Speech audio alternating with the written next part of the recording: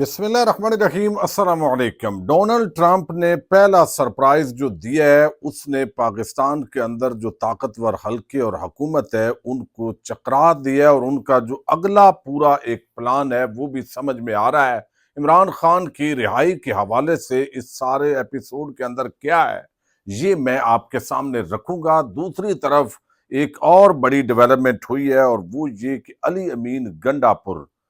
ان کو خبردار کیا جا رہا ہے، اور کہا جا رہا ہے کس طرح کی دھمکیاں لگائی جا رہی ہیں۔ آج یوم شہداء کے موقع پہ یہ آپ کے سامنے رکھنا ہے۔ پھر جس طرح بلاول سرکار ہے اس کے بڑے بڑے سکینڈل آ رہے ہیں۔ اب ایک غیر ملکی کمپنی اس سے بھتہ وصولی کے حوالے سے کیا ڈیٹیلز ہیں، اور پچھلے دنوں army chief general Asim Munir کی کراچی کے اندر کچھ کاروباری شخصیات سے ملاقاتیں ہوئی تھی، اور اس کے اندر جو بلاول حکومت ہے اس کی شکایات لگائی گئی تھی، اور اس معاملے پر بھی اب کس طرح جو ہے وہ کام ہو رہا ہے یہ تفصیلات بھی اس ویڈیو کے اندر آپ کے سامنے رکھنی ہے۔ امید ہے ویڈیو آپ سماعت کریں گے اور اپنے قیمتی فیڈ بیک سے ضرور آگاہ کریں گے۔ اچھا، اس وقت ایک تو جو تحریک انصاف ہے اس کے اندر جو معاملات ہیں وہ اپنی جگہ پہ چل رہے ہیں، اور اس پہ ہم آگے چل کر بات کریں گے، لیکن سندھ چونکہ مسلسل پیپلز پارٹی کی حکومت ہے، آرمی چیف جو بھی آتا ہے وہ کراچی کے جا کے تاجروں سے ضرور ملتا ہے۔ حکومتوں کا یہ کہنا ہے کہ یہ تاجر بذات خود ایک بڑا مافیا ہے، یہ خود ہی بڑے قبضہ مافیا ہیں، لیکن جب ان کو تھوڑی بہت ڈد لگتی ہے تو پھر یہ رونے کے لیے آرمی چیف کو گمراہ کر رہے ہیں یا ان کو غلط معلومات پہنچاتے ہیں، اور یہ چیز، اور اگر یہ ساری چیزیں نہ ہوں اور آرمی چیف کی کرسی پہ بیٹھے ہوئے شخص کو بھی اگر اس طرح کے لوگوں نے غلط معلومات دینی ہیں تو اس کا مطلب ہے کہ یہ بہت بڑی ان کی ویسے ہی کمزوری ہے۔ لیکن اب جو ہے وہ سندھ کے اندر میں دو خبریں آپ کے سامنے رکھنی ہیں۔ ایک تو یہ ہے کہ چونکہ سندھ ایک قسم کا ٹھیکے پہ دیا ہوا ہے، اگر عملی طور پہ آپ دیکھیں، چونکہ زرداری ساتھ باز کر لیتے ہیں، ڈیل کر لیتے ہیں، اسٹیبلشمنٹ کو سوٹ کرتا ہے ایک ایسا تابع دار قسم کا بندہ، تو وہاں پہ وہی ایک جماعت ہے۔ حالانکہ تحریک انصاف اس مرتبہ بہت مقبول تھی، اگر وہ یعنی بہت نشستیں لے رہی تھی، لیکن آپ دیکھ لیں پورے کراچی کے اندر تحریک انصاف کی نشستیں مائنس کر دی گئی، زیرو کر دی گئی، اور جنہوں نے کچھ نہیں، الیکشن میں جن کو عوام نے ووٹ نہیں دیا ان کو فارم 47 کے تحت مسلط کر دیا۔ جب یہ کھیل آپ کھیلتے ہیں تو یہ بنیادی طور پہ عوام کے خلاف اور پاکستان کے خلاف کھیل کھیلا جاتا ہے۔ یہاں پہ نا باقیوں کو غدار بنانا بڑا آسان ہوتا ہے، کوئی بندہ اگر کسی ادارے پہ تنقید کر دے، اس کی پالیسی پر تنقید کر دے، لیکن اصل غداری پاکستانی عوام کے مینڈیٹ پر ڈاکہ ڈالنا ہے، اور یہ جو ڈاکہ ڈالا جاتا ہے بدقسمتی ہے سیاسی جماعتیں جن کے فائدہ ہوتا ہے وہ بھی اس پر خاموش ہو جاتی ہیں، اور وہ بھی جو ہے اس سے پورا بینیفٹ اٹھاتی ہیں۔ اب سندھ میں خبر یہ ہے کہ غیر ملکی تعمیراتی کمپنی سے بھتہ طلب کرنے کا انکشاف ہوا ہے، غیر ملکی ملازمین نے کام چھوڑ دیا ہے۔ اب یہ اس حکومت کے دور میں ہو رہا ہے جو ایس آئی ایف سی کا کریڈٹ لیتی ہے، یہ اس اسٹیبلشمنٹ کے دور کے اندر ہو رہا ہے جو پاکستان میں رول کر رہی ہے اور بتاتی ہے کہ دنیا کے اندر اب ہم نے 100 ارب ڈالر خوابوں خیالوں کے اندر اس طرح لے کے آنے ہیں پاکستان میں، اور بڑا مستحکم ہو گیا، سٹاک ایکسچینج بہت آسمان کو پہنچ گئی ہے۔ اور زمین پہ کیا ہو رہا ہے، خبر یہ ہے کہ سندھ میں جو ہے وہ جس کے بعد کمپنی کے غیر ملکی ملازمین نے دھمکیوں کے بعد منصوبے پر کام کرنا چھوڑ دیا۔ یہ ڈان نیوز کی خبر ہے، اپنے طور پہ میں بات نہیں کر رہا۔ غیر ملکی کمپنی کی جانب سے وفاقی حکومت کو لکھے گئے ایک خط میں اس واقعے کی تفصیلات بیان کی گئی ہیں، جس کے بعد وزارت داخلہ نے سندھ رینجرز اور آئی جی سندھ کو کمپنی کے ملازمین کی حفاظت کے لیے سیکیورٹی فراہم کرنے کی ہدایت جاری کی ہے۔ یعنی رینجرز، اور یہ تو پہلے بھی ادھر ہی تھے۔ وفاقی حکومت کو سوال یہ ہے کہ خط لکھنے کی ضرورت کیوں پیش آئی؟ اس لیے کہ سسٹم کمزور ہے۔ صوبہ سندھ بغیر زرداری کو ٹھیکے پہ دیا ہوا ہے نا، بلاول اور اس کے ابا کو، جیسے بھی ہے ان کو ووٹ بھی اس طرح ہم نے کرنے ہوتے ہیں۔ غیر ملکی تعمیراتی کمپنی نے وزارت داخلہ کو آگاہ کیا کہ انڈس ہائی وے N55 ایڈیشنل کیرج وے پر کام کے دوران ایک مقامی شخص ودیل نے کمپنی کی کنسٹرکشن مینیجر کو متعدد فون کالز کی اور 50 لاکھ روپے، ایک موٹر سائیکل اور موبائل فون کا مطالبہ کیا، دھمکی دی گئی کہ اگر مطالبات پورے نہ کیے گئے تو کمپنی کے انفراسٹرکچر اور مزدوروں کو نقصان پہنچایا جائے گا۔ یہ غیر ملکی کمپنی انڈس ہائی وے N55 شکارپور سے رانی پور تک 221 کلومیٹر فاصلے پر شاہراہ کی تعمیر کر رہی ہے۔ تعمیرات تام بھتہ کے مطالبے کے بعد کمپنی کے حکام نے بتایا کہ اب کوئی بھی غیر ملکی شہری منصوبے کی سائٹ پر کام کرنے کے لیے نہیں آ رہا۔ کمپنی کے پروجیکٹ مینیجر نے وفاقی اور صوبائی حکومت سے سیکورٹی فراہم کرنے کی درخواست کی تھی، جس کے بعد یہ وزارت داخلہ نے کیا۔ اچھا، ایک تو خبر ہو گئی یہ۔ اچھا، دوسری جو بات ہے وہ آپ کو میں نے بتایا کہ پچھلے دنوں جو لوگ تھے وہ زمینوں پہ قبضوں کا وہاں بتایا گیا، تاجروں نے جو بزنس مین تھے آرمی چیف کو، اس پر اب تاجر رہنما جو کراچی کے ہیں حنیف گوہر، انہوں نے پروگرام کے اندر بتایا ہے کہ اب آرمی چیف کو شکایت لگانے کے بعد زمینوں پر قبضے اور مبینہ سسٹم کے خلاف کارروائی شروع ہو چکی ہے۔ ٹھیک ہے، گزشتہ 3 سالوں سے زمینوں پر قبضے کی شکایات کی جا رہی تھی لیکن کوئی سنوائی نہیں ہوئی۔ اب آرمی چیف کی مداخلت کے بعد صورتحال بہتر ہونا شروع ہوئی ہے۔ انہوں نے سندھ کے اینٹی انکروچمنٹ فورس پر شدید تنقید کرتے ہوئے کہا کہ یہ فورس در حقیقت زمینوں پر قبضے میں ملوث رہی ہے، یعنی جو ادارہ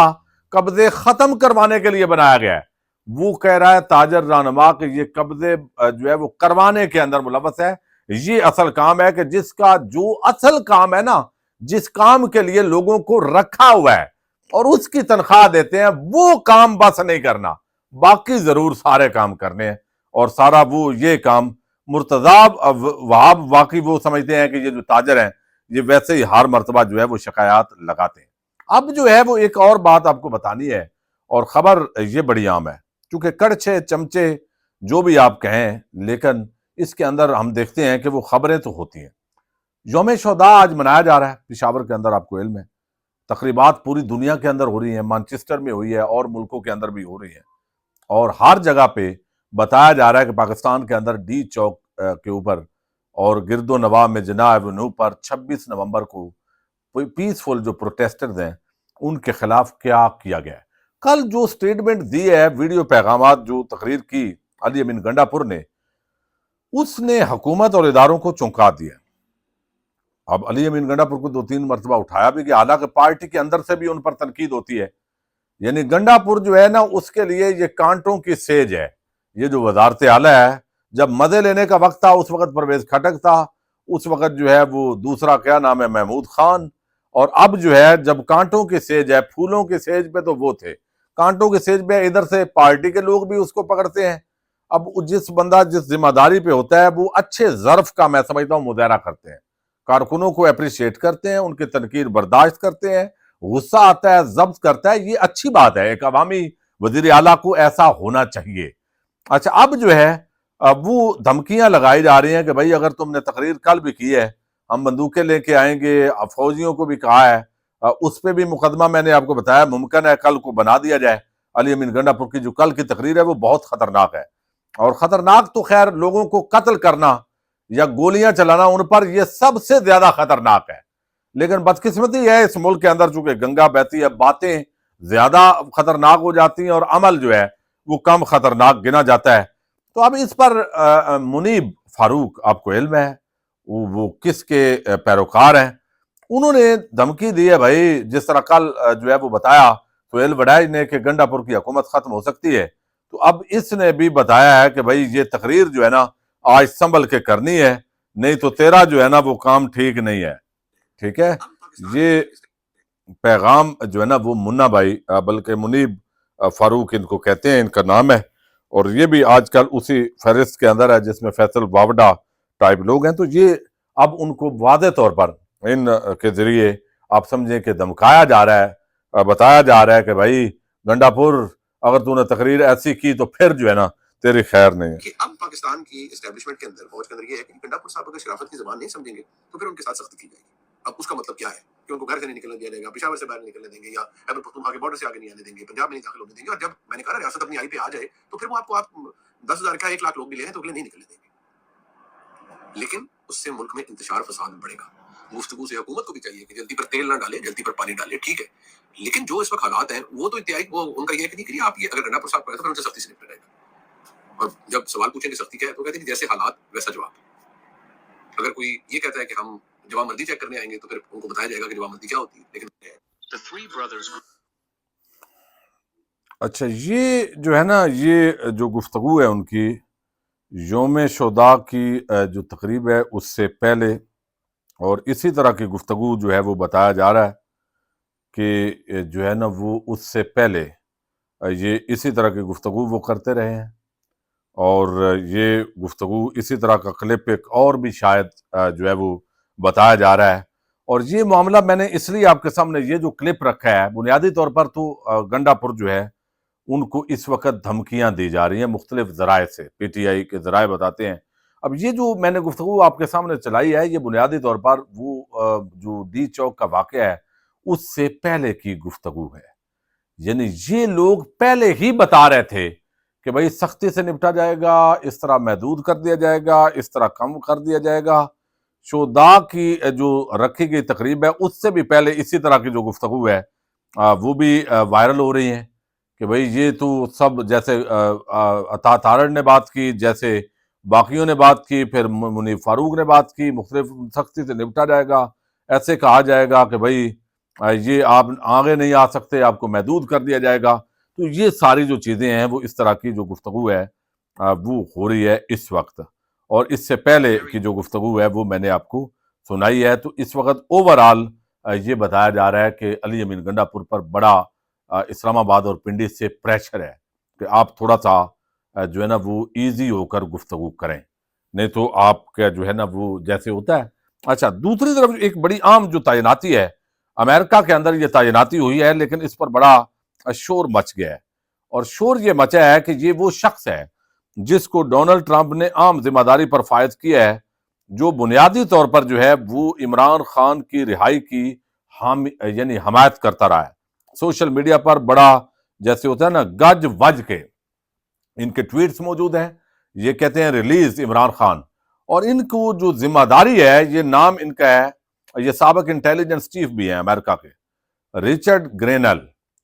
ان کو خصوصی مندوب نامزد کیا ہے خصوصی مشن کے لیے ڈونلڈ ٹرمپ نے، جو پوری دنیا کے اندر امریکہ کے اسپیشل مشن کی یہ سربراہی کریں گے۔ رچرڈ گرینل خاص طور پر یہ جنوبی کوریا اور ان معاملات کی طرف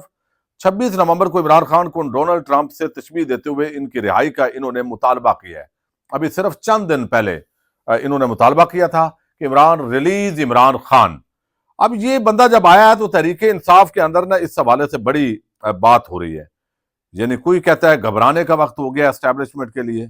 اور حکومت کے لیے، اور کوئی کہتا ہے بھائی آپ تو کہتے تھے کہ ہم امریکہ کے غلام نہیں ہیں۔ تو یہ بات غلامی اور آزادی کی نہیں ہے، چونکہ پچھلے جو بائیڈن انتظامیہ ہے وہ عمران خان کے خلاف برسر پیکار رہی ہے،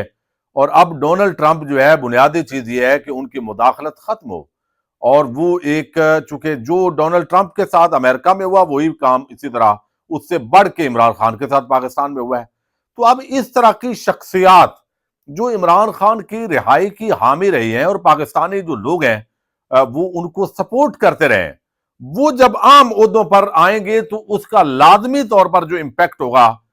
وہ وہی ہوگا جو عمران خان اور تحریک انصاف کی فیور میں ہوگا۔ اس لیے پنڈی اسلام آباد کے اندر اب اس ساری چیز کو اینالائز کیا جا رہا ہے، اور یہی وجہ ہے کہ اب پریشر بلڈ کر کے جلد جو ہے وہ کچھ کوششیں ہو رہی ہیں کہ معاملات سمیٹنے ہیں نہیں سمیٹنے، یا تھوڑا سا انتظار کر لیا جائے۔ ایسا نہیں ہونا کہ جب ڈونلڈ ٹرمپ حلف اٹھائے گا تو دوسرے دن ہی کوئی ایسا ہو جانا ہے، لیکن ٹائم لگتا ہے، لیکن اس سے پہلے ہی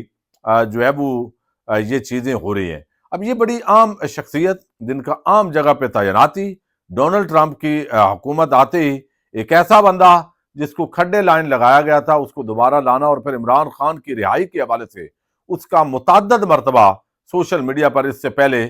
کمپین میں حصہ لینا، یہ تحریک انصاف کے لیے اچھی خبر ہے۔ اور اب یہی وجہ ہے جو شہباز گل اور دیگر ہیں وہ کہتے ہیں کہ ان کو مبارکباد کے میسج جو ہے وہ بھیجے جائیں، تو بہت سارے پی ٹی آئی کے لوگ اب اس کو تعیناتی پر مبارکبادیں بھی دے رہے ہیں۔ آنے والے دنوں میں کیا ہوگا، جو بھی ہوگا ہم بات کرتے رہیں گے۔ پاکستان زندہ باد۔